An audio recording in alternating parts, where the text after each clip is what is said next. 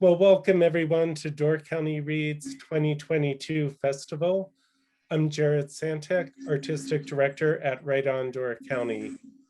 We are a proud partner of Door County Reads and very happy to have you all with us this evening for this discussion with Wisconsin writers. A few announcements before we begin. Right On acknowledges the First Nations people who are the original inhabitants of our region, particularly the Potawatomi, Winnebago Ho-Chunk, Ojibwe, Noque, Sauk, Menominee, and Ottawa people. We acknowledge this space as their land and home.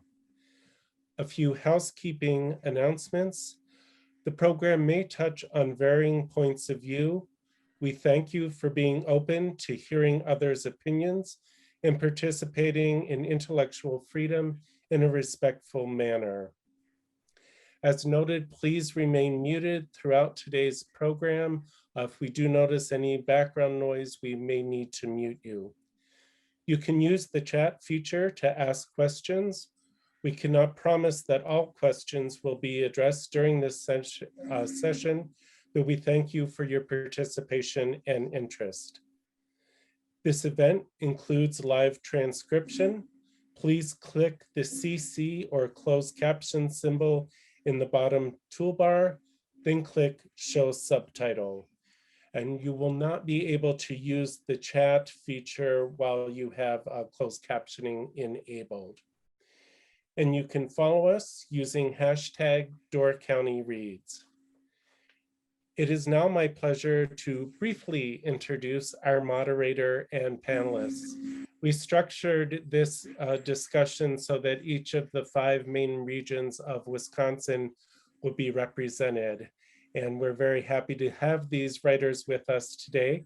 Rebecca Meacham is our moderator. She is a fiction writer and directs the creative writing in English program at University of Wisconsin, Green Bay.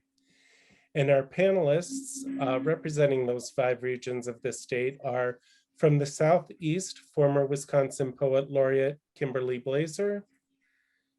From the South, Christina Clancy. From the West, nonfiction writer John Hildebrand. From the North, novelist Andrew Graff. And from the Northeast, mystery writer Patricia Skalka. And all these writers were chosen either because they currently live in or have lived in either full-time or part-time the regions that they are representing. And we're very happy to have you all with us this evening. And with that, I will turn it over to Rebecca Meacham. Thank you so much, Jared, and thanks to Right On Door County and Door County Library for this opportunity to speak with writers from all over the state. What I thought that I would do is to begin is to introduce myself very briefly. You already got an introduction to me, but then to have each of our panelists tell you a little bit about themselves, mainly because I think they could tell you, we have so many genres represented and they've written, in some cases, multiple books. I thought maybe instead of me doing their bios, they could tell you a little bit about their writing. I'm assuming that not everybody on the screen or participating maybe knows everybody here and what they write. So just briefly, I live in Hobart, Wisconsin, right around Green Bay area. Go Packers. And I am the author of 2 short fiction collections. So let's now go over to Christina Clancy and have her introduce herself. Hi, everyone. Thank you so much. This is such an honor. I had so much fun in Door County this summer, so I feel like I'm part of your world now. I live in Madison, Wisconsin, but I also have lived in Milwaukee and I taught at Beloit College. So the southeastern and south part of the state are very familiar to me. I have 2 novels. One is The Second Home. This came out in June of 2020 and it features a family from Milwaukee, the Gordon family, and they inherit a house in Cape Cod in the town of Wellfleet, which is a town that I grew up going to. So it was very familiar to me, and that's going to actually be a TV series starring Nikolai Coster-Waldau, who played Jaime Lannister in Game of Thrones. So yeah, fingers crossed that all works out. And then, but this is my new book, Shoulder Season, and this came out in July. And I've had the most fun with this book because it takes place in an area that and a time that most people are super nostalgic about, and that's the old Lake Geneva. Now it's called the Grand Geneva Resort, but it takes place mostly in 1981 when it was the Playboy Resort, and it's really fun to tell people, yes, there really was a Playboy Resort in Wisconsin, and but it wasn't what you think. It was mostly small town girls, and it was a very wholesome place. And so it's very different than the A&E special that's out right now. So thanks so much for having me. I'm dying to know if anyone from Game of Thrones is in that adaptation as well, but I'll try to be cool. All right, thank you so much. Let's go next to Patricia Skalka. Thanks, Rebecca. Yes, I am Patricia Skalka. I live in Milwaukee, but I spend a good part of the year, much the summer, up in Door County, where my family's had a cottage for many years. I'm the author of the Dave Kubiak Door County Mysteries. There are 6 in existence right now. The very first one is Death Stalks Door County. That's what kicked it off. I intended it to be a one and done. I didn't intend to do a series. This is book 6. Came out last year, Death Washes Ashore, and book 7, Death Casts a Shadow, will be out this late June, late spring or early summer, depending on, all kinds of things in the world right now. Wonderful. Congratulations. That's amazing. All right. And now going to see if we can hear from John Hildenbrand. Can you tell us a little bit about yourself, sir? Yeah, I live in Eau Claire. Very nice to represent Western Wisconsin. I think that's the first time I've ever said that. I've been here about 40 years. I've written 5 books. The first was about Alaska. The second one's about a family farm in Minnesota. And then there were 2 essay collections. And most recently, let me get the book. A book about traveling around Wisconsin by river and trying to reacquaint myself with the state. I actually think that the longer you live in a place, the harder it is to see things as they are. It's probably easier to be a newcomer. Wonderful. Thank you so much. That sounds the travel by river, the water sounds amazing. So, all right. And then I'm going to go to Andrew Graff. Hey, thanks so much. I'm so glad to be here and just thrilled to be representing the Northwoods of Wisconsin, where I grew up. I grew up outside of a village of Niagara, Wisconsin, on the end of a dead-end road. So I spent my entire childhood in the Northwoods, and then I returned after my time in the United States Air Force, during my summers off of college and during my first teaching job. I wrote a debut novel, Raft of Stars, which takes place in the Northwoods of Wisconsin. It's about 2 boys who sort of take things into their own hands and are forced to flee through the woods, and they're pursued by fierce mothers and woods-wise grandfathers and really incompetent county sheriffs. So I'm glad to be here, and I'm just thrilled to take part. Thanks. Wonderful. Welcome. And now, perhaps one of the most distinguished writers of Wisconsin I have had the honor to introduce. I'd love us to hear a little bit more from Kimberly Blazer, who's been a poet laureate and who I'm a little nervous is on my screen because I just such respect for your incredible accomplishments. Can you tell us a little bit about yourself? Secret, Rebecca, that's so sweet. And I'm honored to be here with all these writers, and I now have a bigger reading list for the next few months. Kim Blazer in Dijinakaz, Anishinaabe Kwe in Dow, Gawababi Bonikag in Dunjaba. I'm Kim Blazer. I'm an Anishinaabe from the White Earth Nation of Northwestern Minnesota, where I'm enrolled. But I've been living in Wisconsin. It'll be 30 years in July. And I teach at University of Wisconsin-Milwaukee. I am, as Rebecca said, a former Wisconsin Poet Laureate. I'm also a faculty member at the Institute of American Indian Arts. I live in Lyons Township, which is about 6 miles from the former Playboy Club, Christy. And I have to tell you, they had an auction when we had nothing in our house, and we have a photo on the wall. You'll have to come here and see it. We have it's a print on the wall that came from there. So if I known you were doing that research for that book, but anyway, yes, you definitely should come and see that. What else? So I have 5 books of poetry. My most recent one is Résisté en dansant, Equanimity, Dancing Resistance, which is bilingual, both in English and French, and a little bit Anishinaabe-Moan as well. And then my last book in the States was A Copper Yearning. And I'm just delighted to be here with all of you, and I look forward to the conversation. Thank you so much. This is just wonderful.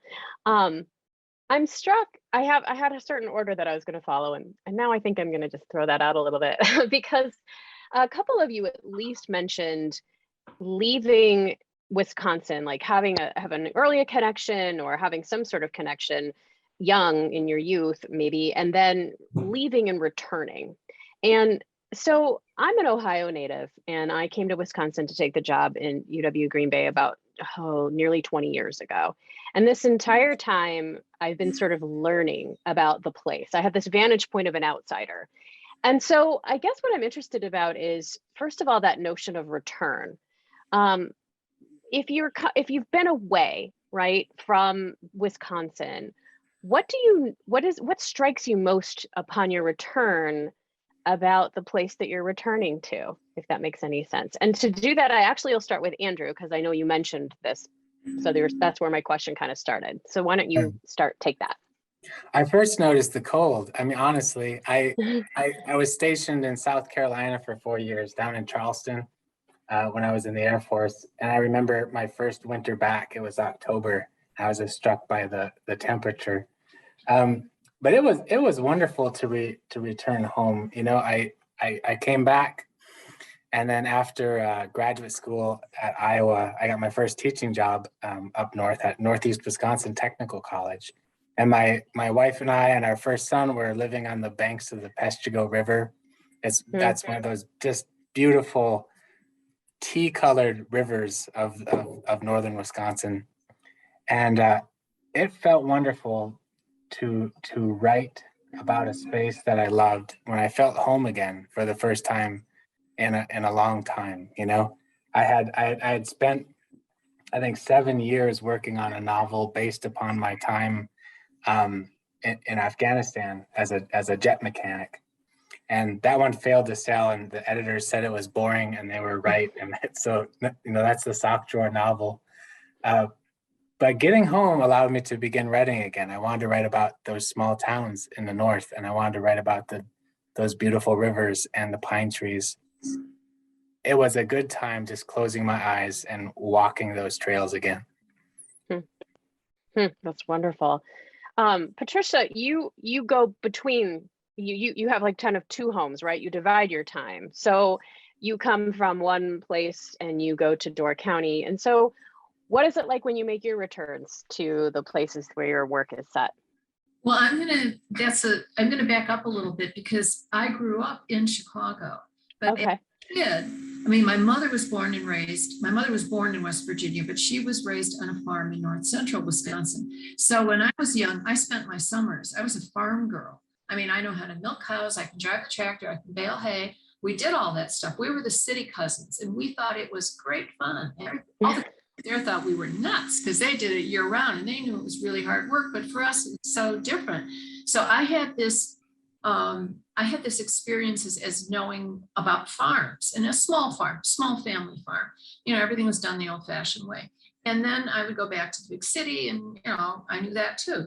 And then I didn't discover Door County until I was in my 20s probably, and it was like so different. I thought, whoa, I wish I'd done this, you know, earlier. It was just a completely different experience of Wisconsin. And so now I have this one layer, you know, I have a layer and then another layer. And now I live in Milwaukee. And so I have like a a big city, small city kind of experience, but you go up to Door County and it's still different. And the only way I can explain going to Door County from wherever I am is that once I'm there for 5 minutes, nothing matters. It's so peaceful and so calming. And you don't care about anything. You don't care about the weather. You don't care about what you're going to eat. You don't care about, did you bring, nothing is important, because it's just everything falls off your shoulders. And that's my Door County. And that's what I feel when I go there. And friends and relatives who come and stay, they have the same experience, the same feeling.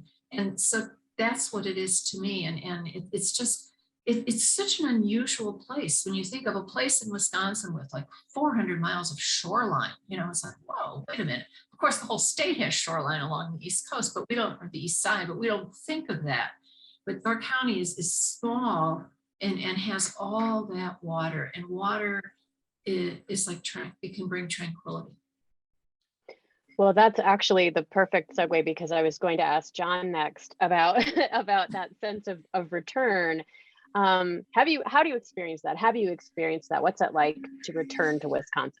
Well, I got to preface that by saying, I didn't grow up here. I grew up outside of Detroit. Ah. Then I moved to California. Then I moved to Alaska. And after 5 years in Alaska, I moved to Wisconsin for the most mundane of reasons. I got a job here.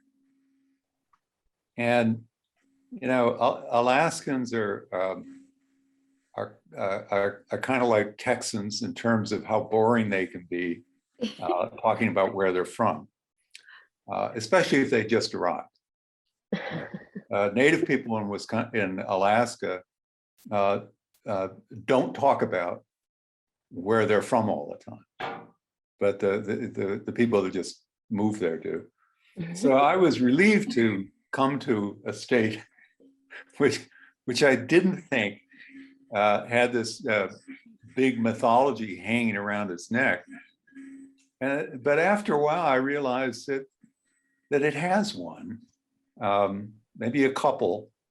And to me, that was very interesting. And I think that what my job has been as a nonfiction writer is to try to complicate that mythology, to say there are a lot of places in the Midwest. There are a lot of people who are Midwesterners. They don't really conform to any particular type. I mean, I do believe there's a myth, and I do believe people sometimes kind of shape their lives around it. But there's lots of myths, lots of ways to live here. And I have questions related to that coming up that I want to hear everyone talk about what those myths are. But just to finish up this question, I'd love to turn to Kimberly next, actually, if you'd like to comment on, I don't know, it sounds like many people are not from here. So your feeling of return to the what you make of the return to the place or being here. Sure. So I actually spend part of each year in the Boundary Waters Canoe Area Wilderness at a water access cabin. So I do come and go from Wisconsin also. And unlike Andrew, because I came from northwestern Minnesota, I find this place a little warm for my taste. And the winters are maybe not quite wintry enough. But there's when you move from one place to another, you really understand that place has personality, and that it's not just surface. And what John alluded to, the mythology, I also think about the stories and that are embedded in place, and the way that if you wander around with people who are from a place, they will tell you this is where such and such a thing happened, and it'll always be where that happened. So it's the way that story exists in certain landscapes, and I think that's really important to me. as an Indigenous person, and also that sense of kinship, of being related to place, of belonging to place. And so all of those things are important to me. And especially as I go back and forth, I think I pay more attention. It's kind of what, did you say that, Andrew or John, that when you come back, you see things differently? I also want to say that I think we have, well, she has since passed away, but we have a mutual friend, John, who was in Alaska, Nora Marks Downhauer. She spoke of you, of knowing you when you were there, but something about place that she said one time, or it struck me as being about place, it was something else when she said it, but she was talking about someone she knew, and she said, they're so poor, they don't even have seaweed. And like what do we consider wealth? It's really related to our engagement with place. So I think that's kind of interesting, and that sort of, I like to just think about those things and think about what do we value, and what is it, how are we indebted to place, how do we arise from place, and in what ways can we reciprocate in our relationships to preserve the places that we care about? What you're saying before I go to Christina, it's just cracking me up in some way, because it's beautiful, it's amazing. And then when I was trying to think of, like, as an Ohioan, what had value to me as a child, and it was buckeyes. We had buckeye trees. And I got the first and only spanking of my entire life when I was 3, and my friend Gary and I crossed the street to get the buckeyes out of the buckeye tree, which was the big deal. And you were, like that was wealth to us. And it was something that's really Ohio-y, right? It's not, what are buckeyes? It's the team, football team. Like, what is that? It's a real thing. And so, yeah, that's really interesting to think of it that way. I love that idea. Let me finish up this question with Christy Clancy. So do you come back here? Do you stay here? How do you feel about the notion of return in Wisconsin? I mean, this really is something that plays out in both of my novels. And it's because I have such a deep interest in it. So with the second home, the family's from Milwaukee, but they go to Cape Cod in the summers. And I wanted to write about what it was like for me when I'd go to Cape Cod and how other people saw our family. We felt like we weren't the people who were supposed to be in Cape Cod, even though my grandparents had a house there since the 1890s. But, people think of it as very wealthy and East Coast. And I would always get offended when they would mistake Milwaukee for Canada or Minneapolis, like as if anything in the Midwest was completely interchangeable. And then the book is really, it started out with this character, Poppy, who I met a woman when I was in Panama, and she said she hadn't been home in 10 years. And I thought, I want to bring her home. And at first I was going to write about Evanston, Illinois. I don't know why. I was going to set the book there, but I wanted it to be the east side of Milwaukee. And Valerie Lakin, who taught or teaches at UW Milwaukee, where I was getting my PhD, where Kimberly is, she said, why don't you just set your book in Milwaukee? You know this place. It's a really interesting place. It's fun to write about. And when she said that, that totally cracked open that book for me. It made me feel like I could write about it. And I thought about my own feelings of coming back to Milwaukee. And then in shoulder season, the character Sherry Taylor is from the small town of East Troy, which is where my husband's family has been from forever. Both of his grandfather and great grandfather were mayors of East Troy. And I wanted to write about people who think they're too big for the town they come from, and kind of interrogate why people feel that way. And why also there's this kind of bias against small towns and how they're represented in our popular culture.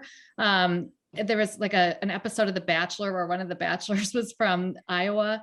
And when they had the bachelorettes go there, they played horror music when they showed the landscape. And I was so offended. I was like, Iowa's really pretty. And so is Wisconsin. And, I don't know. I take that to heart, because I feel like not only do we need to have some pride in our state, but also I feel like it deserves more respect than thinking of it as flyover country. So Sherry thinks she's too big for it. She gets a job at the Playboy Resort and thinks the whole world has come to Wisconsin. And then she leaves and comes back and sees everything. And I also think it's kind of a trauma when you leave a place and you come back after a long time and you see how everything's changed, and you feel like they shouldn't do that without asking you first. And I'm originally from Denver, and I remember feeling that way when I still feel that way when I go to Denver. I can't, it's not the oil bust town that I grew up in when I was younger. So those are all such interesting things to work on in fiction and to think about in my own life. That sounds great. Actually, that's a perfect ending for that question. As the moderator, I'm like, did anyone like to come back to? I was a little worried there, and now it's like, oh yeah. So that's wonderful. That sounds excellent.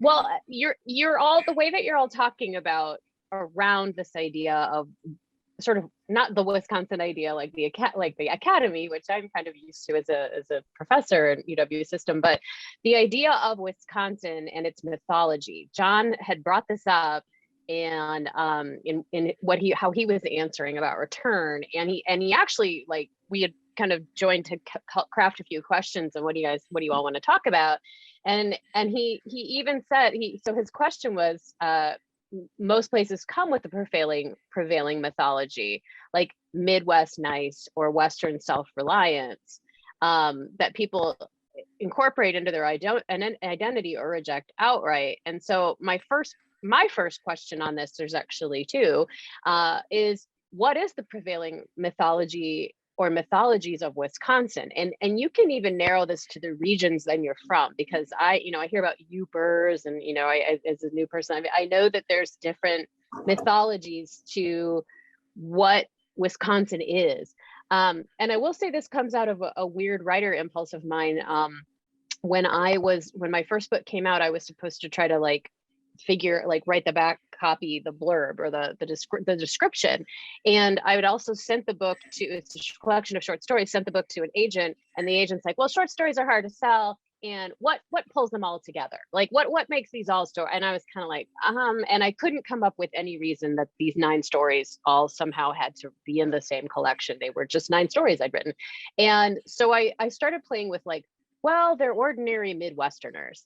But then I'm from Ohio, and I didn't really think of them as place specific. Everything was very interior, but it made me kind of think. So I get questions on my appearances, my readings. Well, how do you define Midwestern?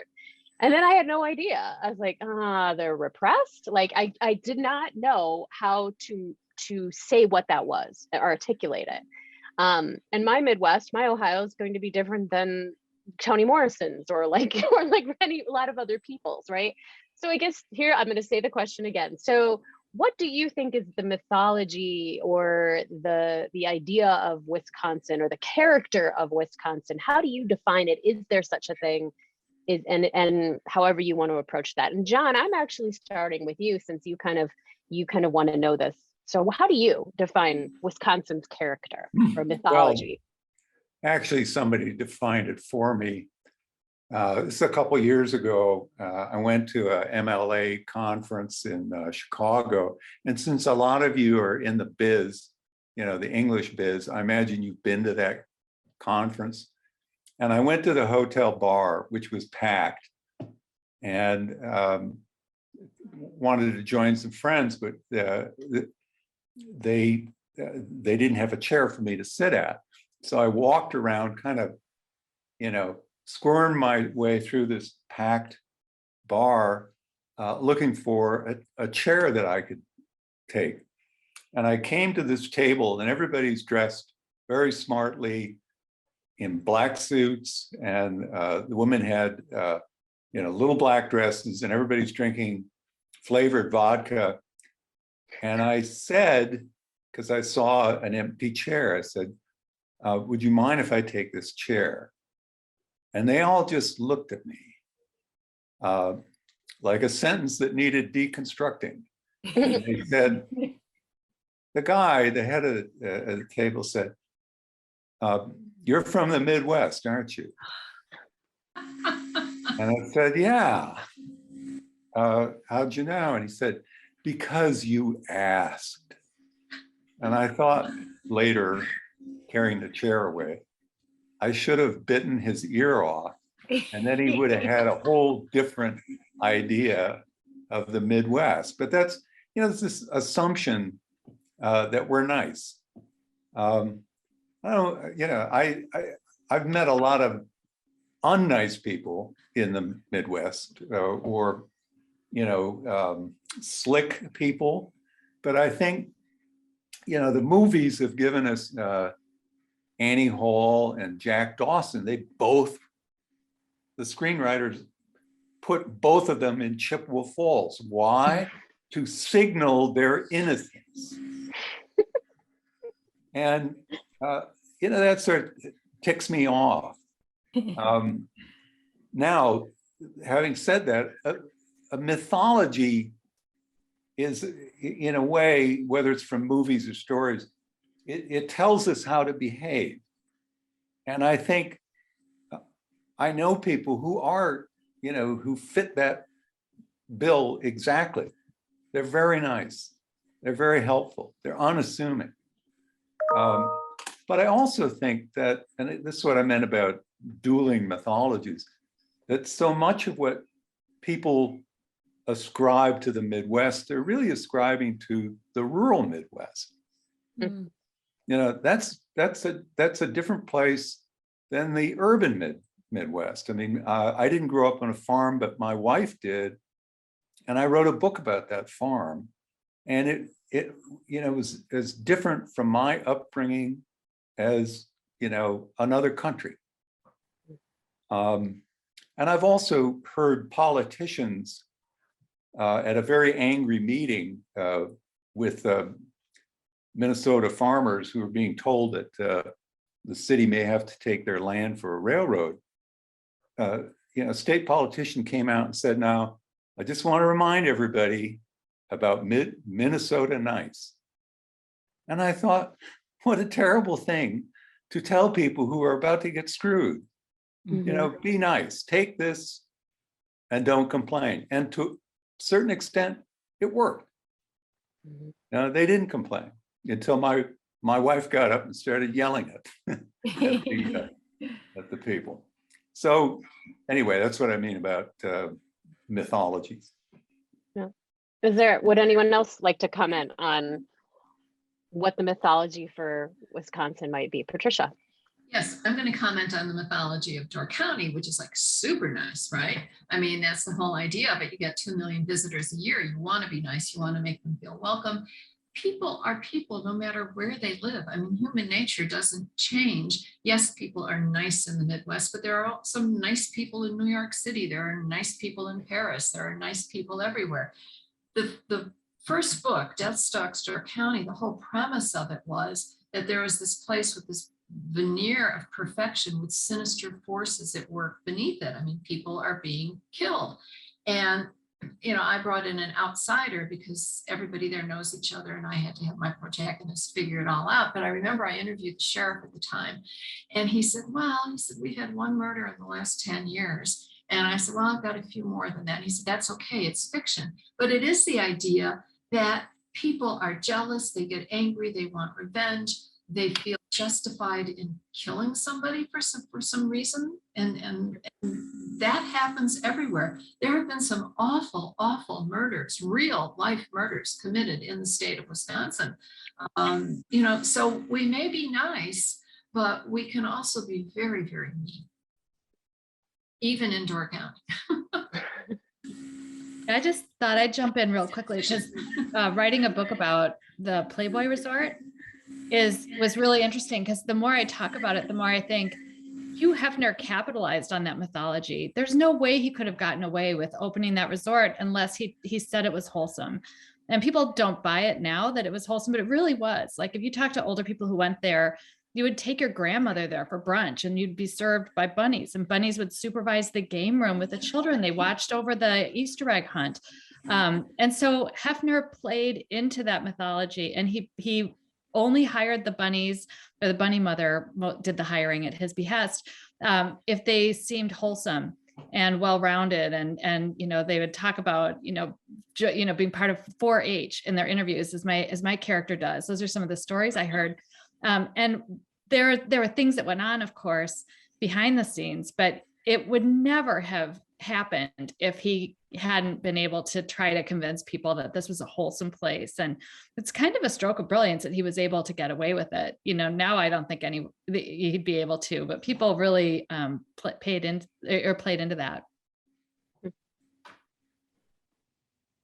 Anyone else want to comment on the mythology of this, or or you can complicate it, because one of the other questions that John had was, if, and you just answered this really well, Christina, which is, if there is a prevailing myth, how do you deal with it in your writing? So in your case, you're thinking about, well, of course, this had to happen here. This is a perfect setting for this story, but it's also a perfect setting and real, the real motives of the people who created this. So do either Kimberly or Andrew, do you want to weigh in on the idea of the mythology or how you deal with that in your work?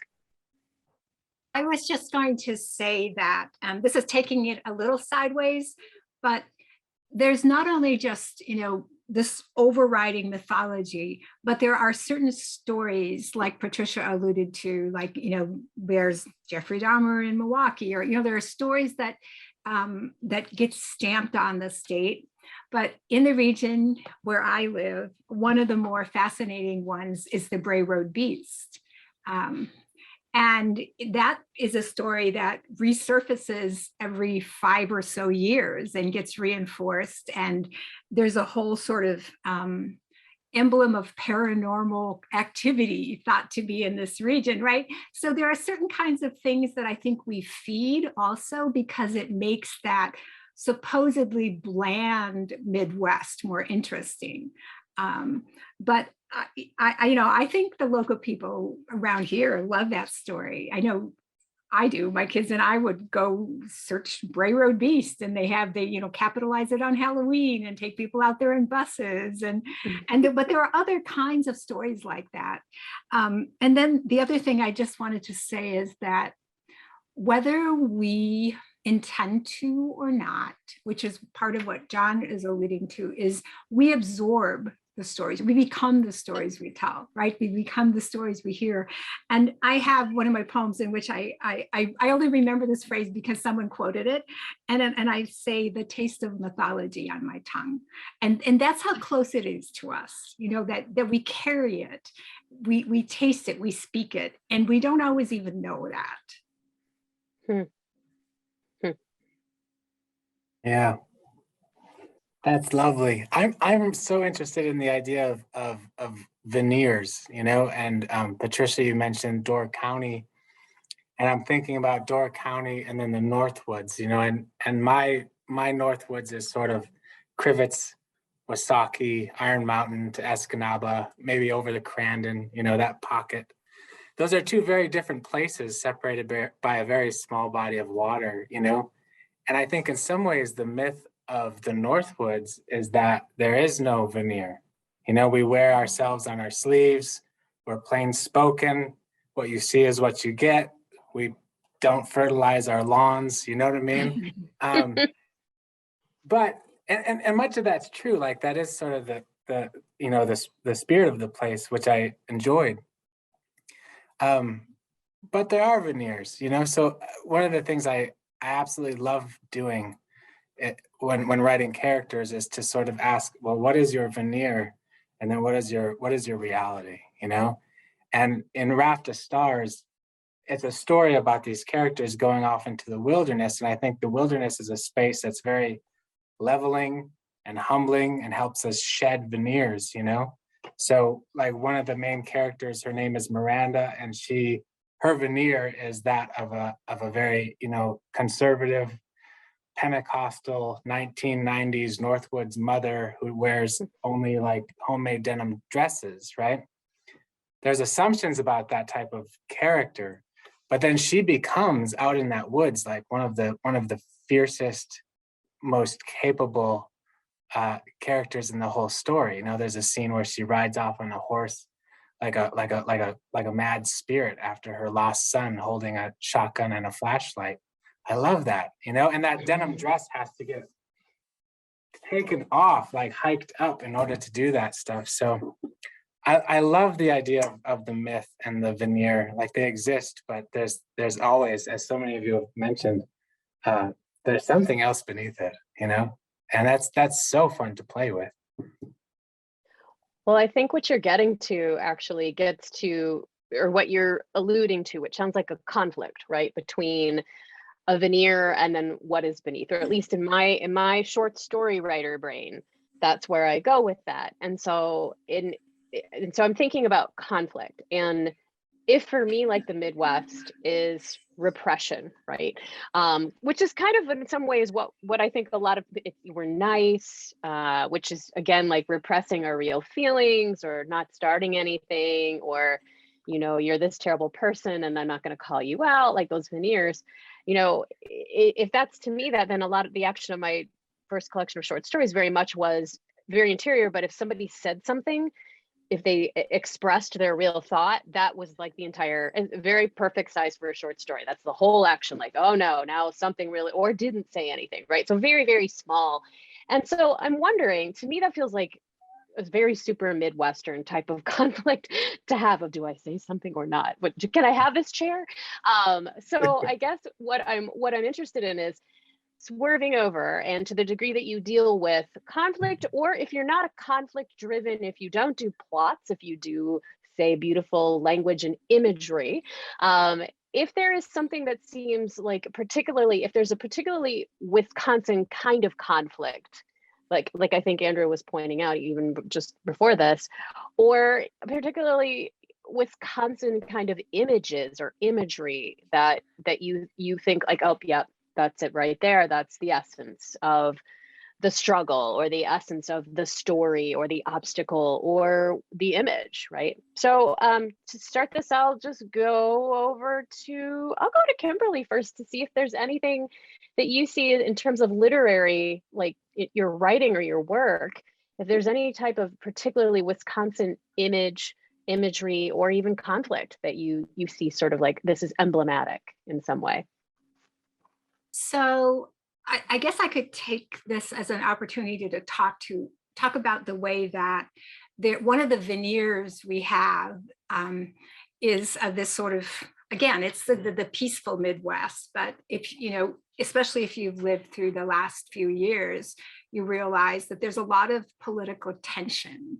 And people want to look away from it. And, we could talk about that part of it, but that is something that I address in my writing as well.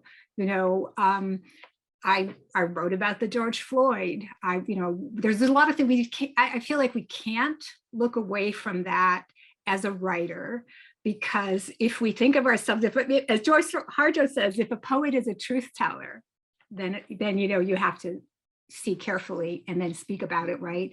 So I take that seriously, but also, in a practical way, I also think about the possibility of language as healing, so that poetry, especially in an Indigenous tradition, sometimes enacts either in form or literally in language, a ceremonial aspect, which might be invoking healing in a situation.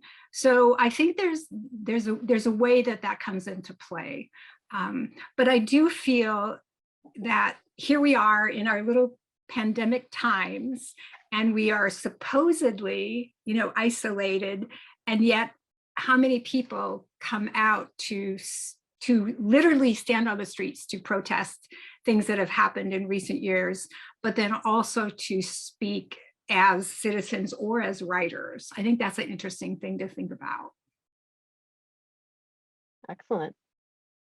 Others on either Kimberly's point or this idea of, is there something that seems emblematic of a type of Wisconsin conflict or image, or that is moving against that in some way, sort of like what Kimberly's saying? With my novel, The Second Home, I do a lot of book clubs and all around the country. And one of the things I've noticed is people in Wisconsin, there's a conflict that occurs because of a lack of communication. And I find that that's something very Midwestern, that we're not very direct when we have issues. And this was at a time before people had cell phones and so on. So the communication was that much more hindered. And when I'm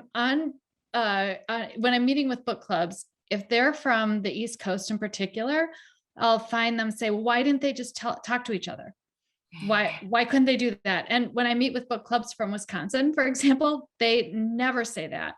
Like they just kind of understand that the characters could get into really bad situations and not ever say anything about it to somebody. You just harbor things inside and you kind of fester, and sometimes communication can be really hard. I'm also like that myself. I'm a middle child. I don't like conflict. So I just think it's really fascinating when you talk to people from other places and you realize how frustrated the readers can be by something that I take for granted as a Midwest. I never thought of it as a Midwestern quality, but now I see it that way. It's sort of like I had a friend early in my job at Green Bay. One of my close friends was from California. And she would say, well, yeah, you just go to therapy about that. Or you just talk about it in therapy. And I was like, what? Therapy? Like, it just, I couldn't even access. I didn't understand that was a thing people did. And you weren't like sent to it. And, it just didn't make any sense to me. Okay, does anyone else want to comment on this at all about like, specific conflicts, or I can move on to other stuff, but I'm just curious if you, yeah. I agree very much with Kimberly. There's a huge political divide in this state.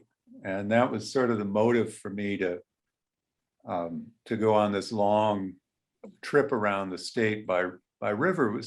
Wasn't to get away, it was to meet people, people I otherwise wouldn't meet.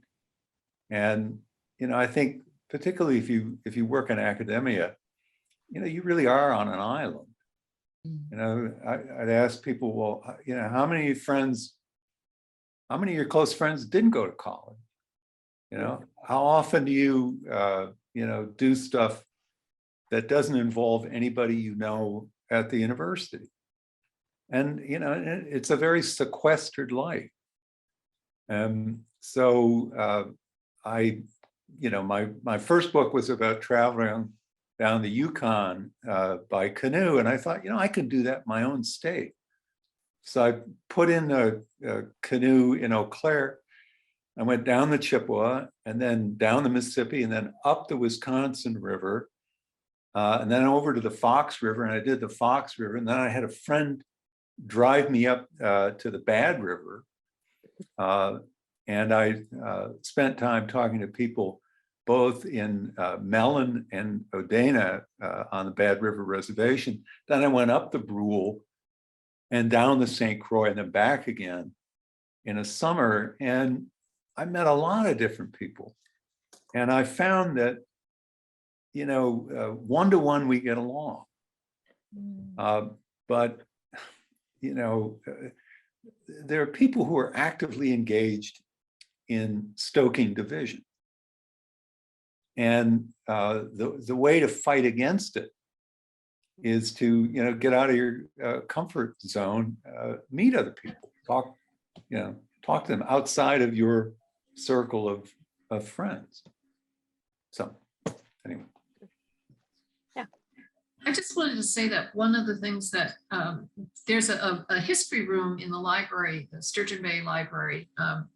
And I spent a lot of time sitting in there going through old books and journals and things. We talk about veneers. What the Door County that exists today is not the Door County that existed originally. It was a rough and tumble place. The whole state was the frontier. I mean, there were loggers and there was murder and there was thieving and there was rape and there was abuse of children. I mean, I'm just stunned when I read all this, but it was just, just a place where people struggled to survive, and industry came and went, logging came and went, fishing, kind of this, everything just kept shifting and changing.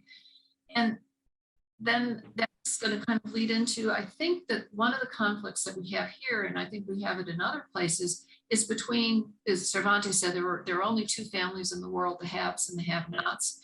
And in many places like Wisconsin, I think that kind of conflict percolates over land. I mean, think of all the farms that were lost. Think of all of the, the struggles of like in places where in Door County, where, you have people coming in with a lot of money and building some big homes along, certain nice places, and other people can't afford it. And there's not enough housing for people who work the jobs that are needed to support everybody. How do you deal with all of this? And it's an ongoing struggle. It's an ongoing struggle in other places in the country, but it certainly is a very real struggle here. And I think also just I'm trying to write a novel about the Peshtigo fire, and well, not about the fire, but you know, the people in it. And I'm struggling to find resources on the Menominee experience, right? I'm trying to find what were First Nations people doing. I mean, I have a good sense of what was going on with them in the land at the time, since this is 1871. But you know, even trying to find that story or to find those, you know, accounts of what life was like at that time. So those eternal land struggles, right, being pulled in, and thinking about the deep history of the state. You're right, it's a perpetual question of what you have, what you don't have, and then in that 1870 context, like here's the lumber baron, here's the, you know, like just thinking of all of that going on. Absolutely. Go ahead. Sorry. If I could say just one more thing, Rebecca. Also, it's like, you know, what we see, literally what we see, physically what we see is sometimes erasing what's really there. So, you know, like you're alluding to some of the land conflicts that in which land was, you know, taken from indigenous peoples, or, you know, think about the Chippewa flowage. It was literally flooding of villages and burial grounds and so on. And so there is a really important way that we can look at the deep history in our writing and to try to, you know, make that apparent to readers.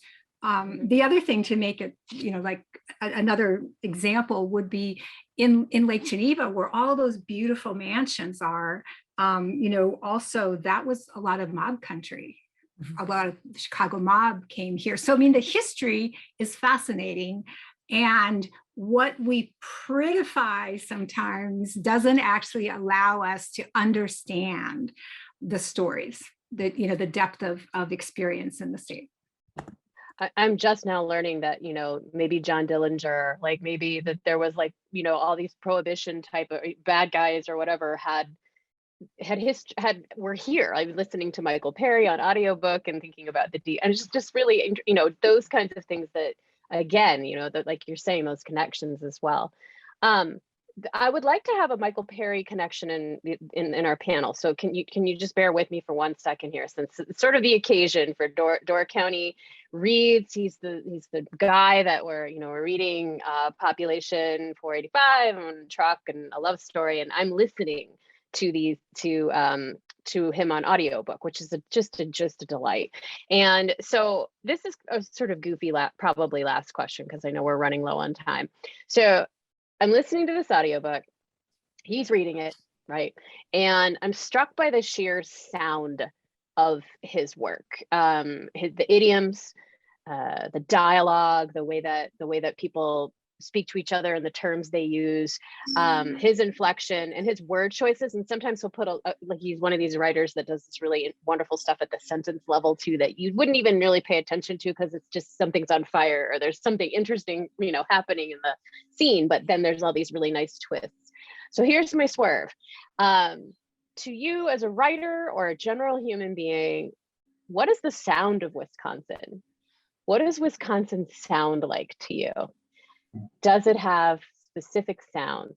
I'm gonna say branches kind of cracking in the cold in the winter when you're like, oh, it's really cold, because the trees are like talking to each other about how cold it really is. That's gonna be one, and then maybe turkeys. So what do you guys? What do you say? What is the sound of Wisconsin? Who'd like to take this on first? I love sort of collecting turns of phrase from around the country, no matter where I go. And I think Michael Perry is so great at that. You know, there's that beautiful scene in Coop where he's trying to learn how to spit as a young man. And his dad tells him, you know, don't spit until you know how. He says, well, there's a conundrum. How are you going to learn if you don't do, you know? And there's just these beautiful lines. I think this was kind of from central Wisconsin, but I was just traveling through a small town and I stopped for gas and I was talking about the big rainstorm, you know, like, wow, really big tornado-y over that way. And the guy said, you know, he said, oh, to heck. Oh, to heck. I was like, yes, oh, to heck. You know, I was going to go to it. I'm not making fun of it. You know, I grew up like having entire conversations with the word "a," you know? So yeah, I love the way I love the speech of Wisconsin. Yeah. Wonderful. You wouldn't believe all the emails I get from readers or listeners of my audiobook, because they get really upset because the narrator says Milwaukee. And they're like, we don't say the L, it's Milwaukee. I hear about that all the time. But I think for me, the sound that the very first thing I thought of when you said, what's the sound of Wisconsin? It's the sound of being underwater in a lake. I'm a really big swimmer and I just love swimming, and it's in all my books. And I just love going underwater and feeling the different weight of water as the seasons go along and it becomes thinner and thicker with foliage. And so just that sound of maybe a motorboat in the distance or a trolling motor or a fish or. Wonderful. So I often tell my nonfiction students, you know, you can't make up a character and you cannot make up dialogue. So if you're going to write about someone, make sure that they write their own really good dialogue.